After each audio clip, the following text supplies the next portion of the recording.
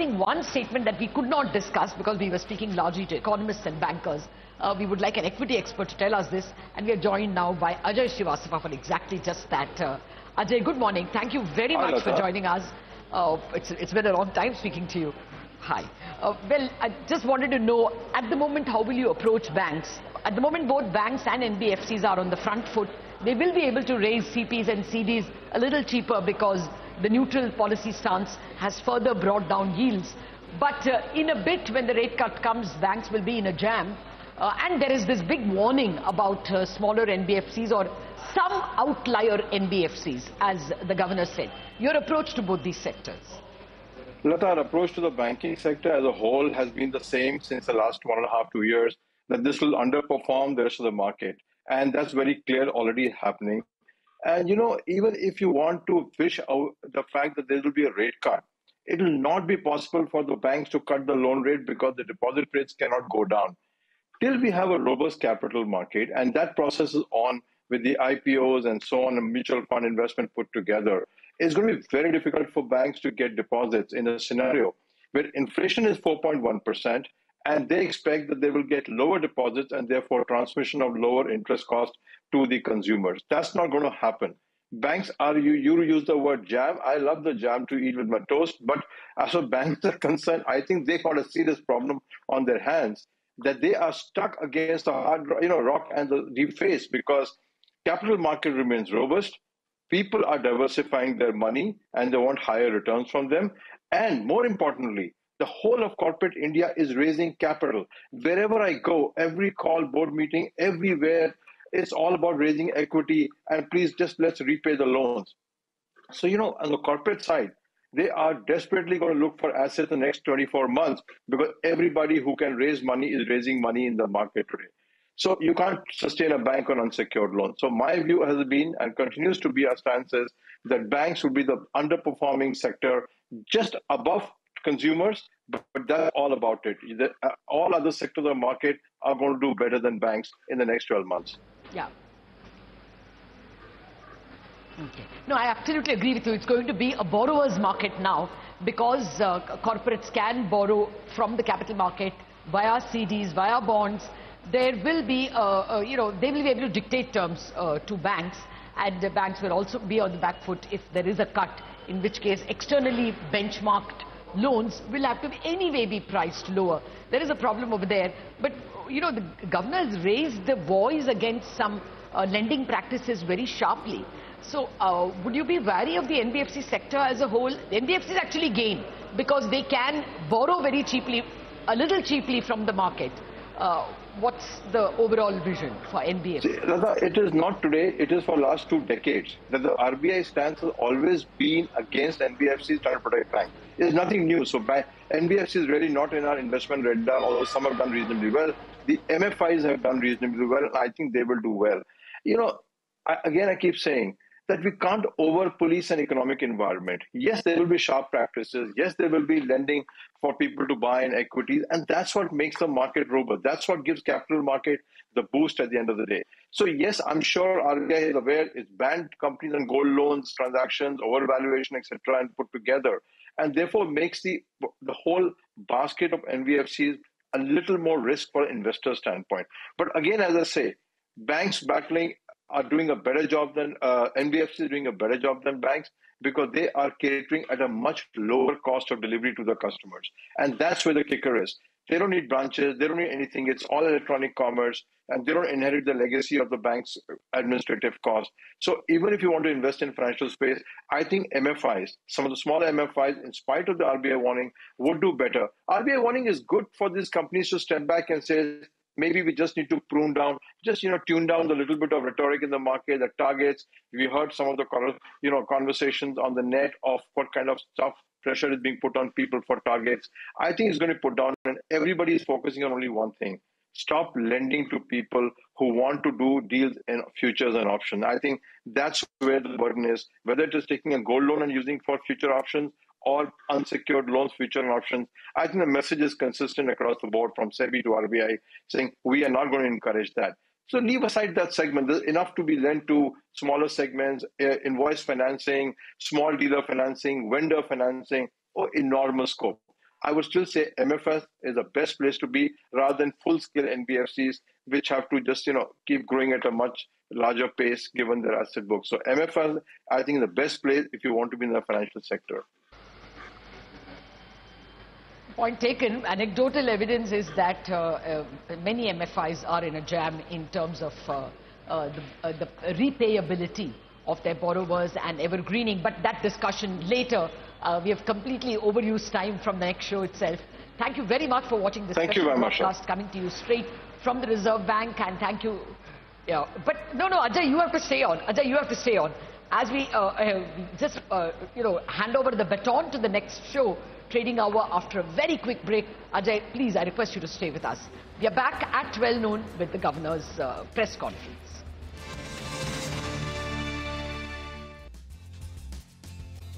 We were discussing the RBI comments coming in on NBFCs, and we discussed it with Ajay Srivastava. Let's invite him back again and discuss some market fundamentals as well. Ajay Srivastava, CEO of Dimensions Corporate Finance, is joining in again. Ajay, welcome back. Well, thank you. You discussed NBFCs and banks in detail with Lata, so let's take this conversation forward and talk about markets now. There's been this big China versus India debate, but Chinese markets have been sulking since the time they opened after that long holiday. How are you viewing the Indian markets currently? What's standing out, or do you think it's time to book profits across the board? Every time you book profit in the Indian market, you tend to regret it. And I keep saying that because that's true. But unless you use the money for something more useful, like your holidays or buying something nice for your wife, I think it's not a good idea to sell in the Indian market at this point of time. And there's a reason for that. And one of the key reasons is the fact that we are one of the most stable economies in the world today, both in terms of policy perspective and in terms of events. Our inflation running at 4. Okay, ideally it should not be 4, but it should be 2 or 3, but it is at 4. The credit policy has been static at 6.5 for a long time. We have a Zen-like RBI governor who just takes care of all the worries and says, guys, go do your work. I take care of the RBI, $700 billion. So, in that perspective, yes, market may tend to get overvalued, undervalued. Who knows what the real value is. But what we know for sure, that stability is good for the market. Our trajectory is going up at this point of time. Government is aware and responds to various economic initiatives, events, etc. And that's what makes you count your portfolio. But as always, there will be some sectors who will underperform, some will overperform. Clearly, the RBI and the government mandate is that it's not going to be consumer-based stimulus like what China did just now. So our consumer companies will suffer at this point of time. Whether China will become overwhelmingly Indian investments, I don't think so. And the reason being that, when I travel, the governance platform of Chinese companies, look what they did to Alibaba. Look what happened to the investors in Alibaba. They were looking at a windfall on a Friday evening, and come Monday morning, it was a disaster. It is so heavily controlled economy by the government that there is no way any decent investor can plan his returns in the Chinese setup. All the e-commerce companies have been decimated in China. The edutech companies were decimated overnight in China. Therefore, one can say valuation under and over, but the stability of policy, what we get in India, is not there in China by one bit. So if you are risking your capital, you would rather risk for even a lower return perhaps in India than temporarily high return in China. So we're not worried about China. Sure, you want to diversify, put 5-10% in China, but it's not going to happen that China becomes 50% of your portfolio. US can, but not China. So don't worry. RBI is stable. You saw the RBI governor today. We're in a stable market. Politically, we're in a stable economy. Policy is stable. We just need to put our heads down and work. And I think a lot of companies are doing good work. So no need to worry equity markets. Unless you have a better reason to use your money, I don't think you should take out your money from the market. You may reallocate portfolios across sectors, but that's all you should be doing at this point of time. Okay, keep calm and carry on. Ajay, so how does one make money in this market? At the index level, headline level, markets have been, not giving those bumper kind of returns. I think more money would be made in individual stocks, sectors. There's so much rotation taking place in individual sectors. So where is it that you're seeing earnings growth? Where's the opportunity right now if someone has to put fresh money to work? The first question you ask is, how do you make money in this thing?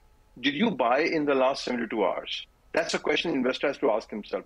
Because if you're not bought in the last 72 hours, you're not going to make bumper money at the end of the day. When market goes into turmoil, you try to get into it. Did you buy an election day? Did you not buy an election day?